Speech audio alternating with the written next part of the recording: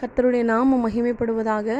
ஆண்டவராகிய இயேசு கிறிஸ்து இந்த நாளிலே நமக்கு ஜீவனை கொடுத்து ஆயுசு நாட்களை கூட்டி கொடுத்து அவருடைய வார்த்தை கேட்கும்படியாய் தேவன் பாராட்டின பெரிய நன்மையான காரியங்களுக்காய் கிருபைகளுக்காய் கொடான கொடி நன்றி செலுத்துவோம்.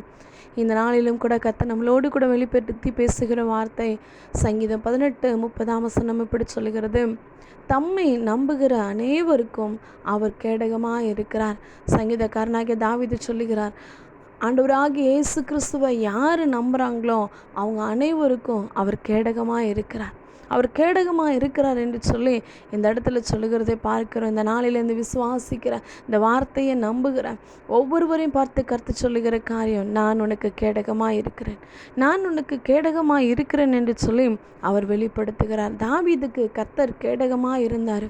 ஒரு விசை சிங்கம் வந்தது, ஆடு மேய்த்து கொண்டு இருக்கும் பொழுது ஒரு விசை சிங்கம் வந்தது, ஒரு விசை கரடி வந்தது. எல்லாவற்றையும் மேற்கொள்வதற்கு கர்த்தர் தாவீதுக்கு கேடகமாக இருந்தார்.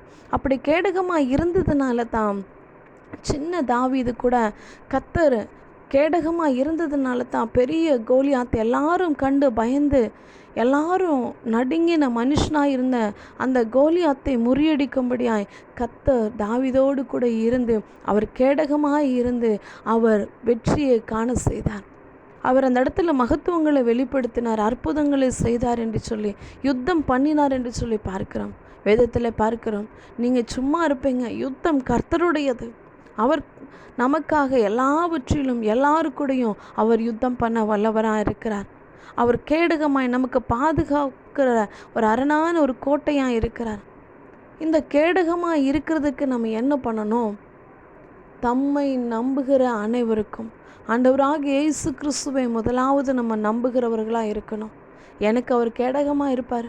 எனக்கு ஒரு போராட்டம் வந்துடுச்சு, எனக்கு ஒரு பிரச்சனை வந்துடுச்சு அப்படின்னா பரவாயில்ல, என் பக்கத்தில் நான் நம்பினவங்க இருக்கிறாங்க, என் உறவுகள் இருக்கிறாங்க, என் ஃப்ரெண்ட்ஸ் இருக்கிறாங்க, அவங்க என்னை பார்த்துக்குருவாங்க அப்படின்னு சொல்லி அவங்கள நம்பாதபடிக்கு கர்த்தரை நம்பும் பொழுது, நம்மளை உண்டாக்கினவரை நம்பும் பொழுது, நம்மளை படைத்தவரை நம்பும் பொழுது, நம்மளை உள்ளங்கையில் வரைந்திருக்கிறவரை நம்பும் பொழுது, தாயின் வயிற்றினிலே உருவாகிறதற்கு முன்னமே நம்மளை பெயர் சொல்லி அழைத்து அறிந்தவரை நம்பும் பொழுது அவர் நமக்கு கேடகமாக இருக்க வல்லவராக இருக்கிறார்.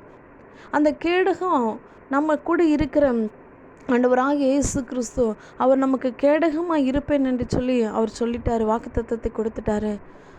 அவர் நமக்கு கேடகமாக இருக்கிறதுனால நமக்கு என்ன நடக்க போகிறது? அன்னைக்கு தாவீது கூட கேடகமாக இருந்தார்.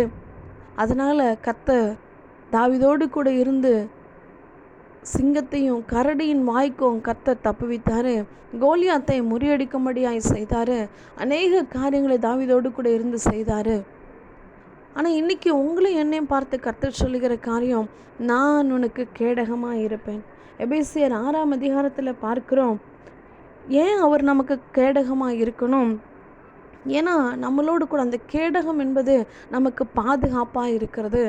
நமக்கு எதிரிகள், நமக்கு முன்னாடி இருக்கிற எதிரிகள் பொல்லாத சத்துருக்கள் நம்மளை மேற்கொள்ளும் பொழுது நம்ம கூட இருக்கிற, நம்ம பக்கத்தில் நம்ம மேலே இருக்கிற அந்த கேடகம் நம்மளை சேதப்படுத்தாதபடிக்கு அது பாதுகாக்கிற கேடகமாக இருக்கிறது. நம்ம ஜீவனை பாதுகாக்கிற கேடகமாக இருக்கிறது. நம்மளை சேதப்படுத்தாத பாதுகாக்கிற கேடகமாக இருக்கிறது. இந்த இடத்துல பார்க்கிறோம். ஏன் அப்படின்னா, பிசாசின் தந்திரங்களோடு எதிர்த்து நிற்க திராணி உள்ளவர்களாகும்படி தேவனுடைய சர்வாயுத வர்க்கத்தை தரித்து கொள்ளுங்கள். ஏனெனில் மாம்சத்தோடும் இரத்தத்தோடும் அல்ல, துரைத்தனங்களோடும் அதிகாரங்களோடும் இப்பிரபஞ்சத்தின் அந்தகார லோகாதிபதிகளோடும் வானம் மன்னங்களில் இருக்கிற பொல்லாத ஆவிகளின் சேனைகளோடும் நமக்கு போராட்டம் உண்டு. இப்படிப்பட்ட அந்த பொல்லாத சேனைகளின் ஆவிகள் நம்ம கூட போராடும் பொழுது இந்த இடத்துல பார்க்கிறோம் 16 பொல்லாங்கன் எய்யும் அக்கினி அஸ்திரங்களை எல்லாம் அவிழ்த்து போடத்தக்கதாய் எல்லாவற்றிற்கும் மேலாக விசுவாசம் என்னும் கேடகத்தை பிடித்து கொண்டவர்களாய் நில்லுங்கள்.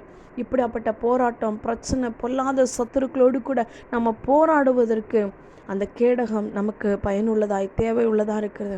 அப்போ அந்த கேடகம் வேணும் அப்படின்னா ஆண்டவராகிய இயேசு கிறிஸ்துவை நம்மளுடைய வாழ்க்கையில் நம்புகிறவர்களாய் நம்ம மாறணும். அவரை விசுவாசிக்கிறவர்களாக இருக்கணும். அதான் எபேசியர் 6:16 சொல்லப்படுகிறது, எல்லாவற்றிற்கும் மேலாக விசுவாசம் என்னும் கேடகத்தை பிடித்து கொண்டவர்களாய் நில்லுங்கள். அப்படி நிற்கும் பொழுது கர்த்தர் உங்களுக்கு கேடகமாக இருக்க வல்லவராக இருக்கிறார்.